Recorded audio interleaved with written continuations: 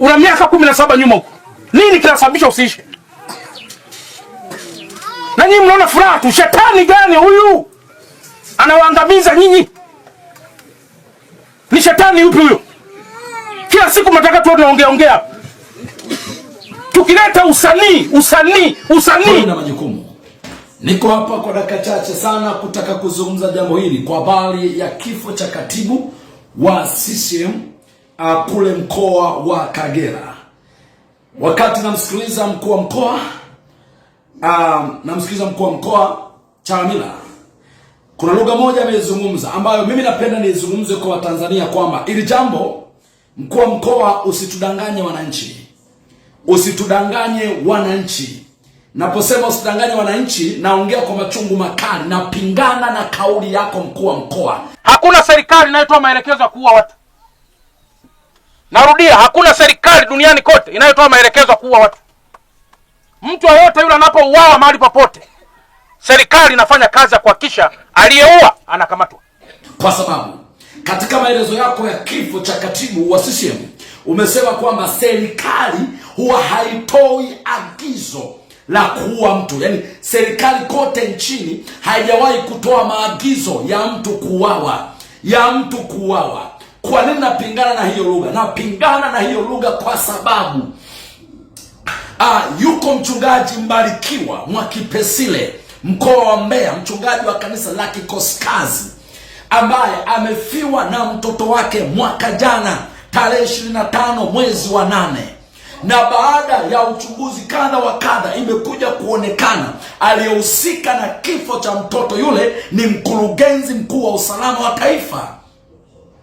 Na baada ya kujulikana, mchungaji huyo, baada ya kuona kwamba hata akipeleka mahakamani au kokote kule bado angeishia kuzungushwa kutokana na maelezo kadhaa na udhibitisho aliyokuwa nao ambao ueleza kwenye vyombo vya habari, alipozungumza hata kwa njia ya channel yake na kurusha mtandaoni, serikali ambayo leo wewe unaisema kwamba haitoi agizo la watu kuuawa au kufa, serikali haijatamka tamko lolote.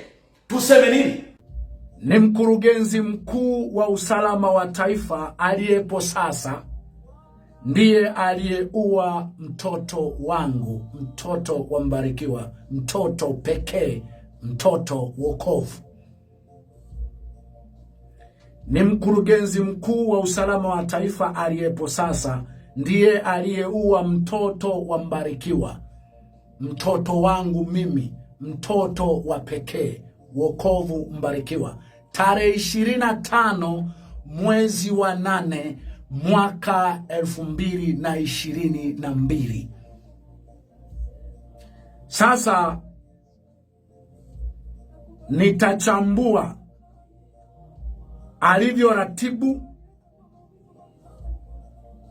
na alivyokuja kuropoka kwa kinywa chake kwamba ni mimi niliyetekeleza hilo na sababu za kwa nini alitekeleza.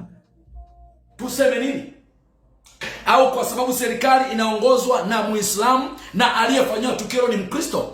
Hilo ndilo ambalo sisi kama wachungaji tunalijua.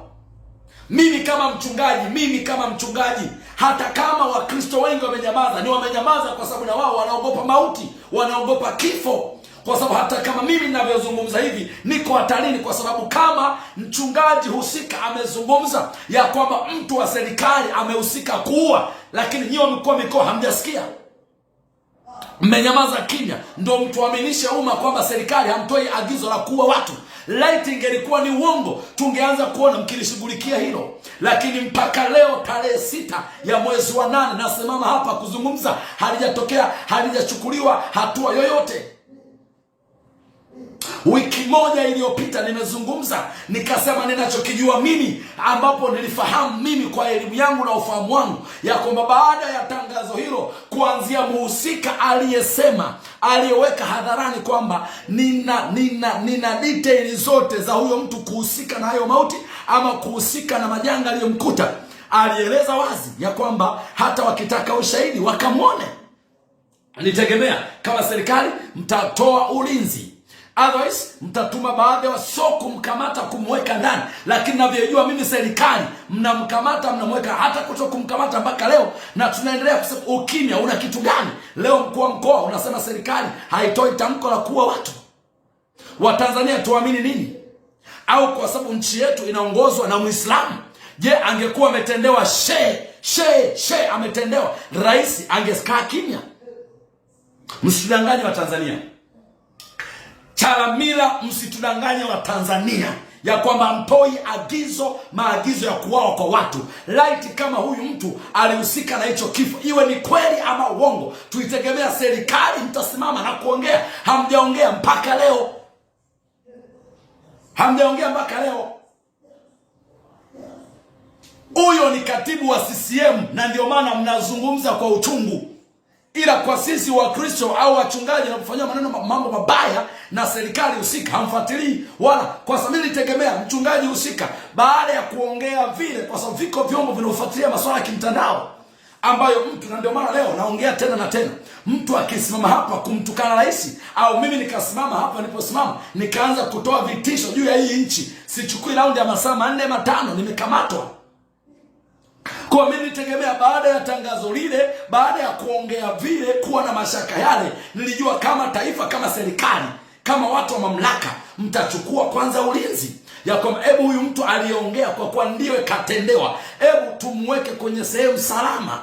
Otherwise kwenye eneo husika alilopo tuweke ulinzi, kwamba tuweke hata askari 5 6 wamlinde, kwa sababu hata yeye yuko kwenye eneo hatari. Maanake kama mkuu wa usalama amehusika na hilo jambo, je, nyie serikali mnajua anawaza jambo gani tena? What is the next? What is the next? Leo mkuu wa mkoa Chalamila unasema kusema serikali haihusiki kuua watu.